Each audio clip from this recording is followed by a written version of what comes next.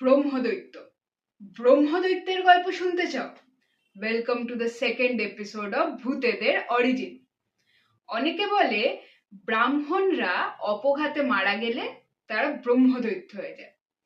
আবার অনেকে বলে যে সব ব্রাহ্মণ এই জনরায় কোয়ালিফাই করতে পারে না, একমাত্র যারা পৈতে হওয়ার 3 দিনের মাথায় দণ্ডি ঘরে থাকাকালীন মারা যায় শুধু তারাই ব্রহ্মদৈত্য হয়।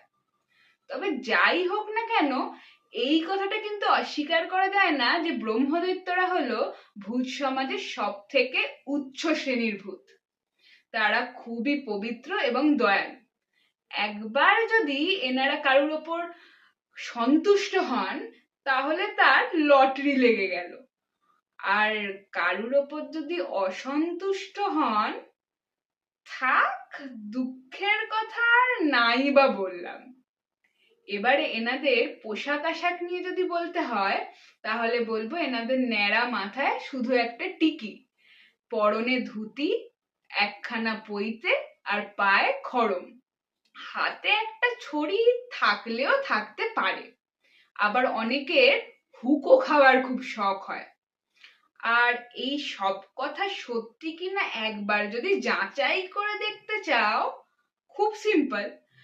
সন্ধ্যাবেলা হলে একটা বেল গাছের তলায় গিয়ে খালি আমাদের ব্রহ্মদৈত্যী মশায়ের খোঁজ করে দেখো একবার। আজকে না হয় এতটাই, আবার খুব তাড়াতাড়ি আসবো নতুন কোনো এপিসোড নিয়ে। তার আগে এই চ্যানেলটাকে সাবস্ক্রাইব আর এই ভিডিওটাকে লাইক আর শেয়ার করে দাও। Thank you.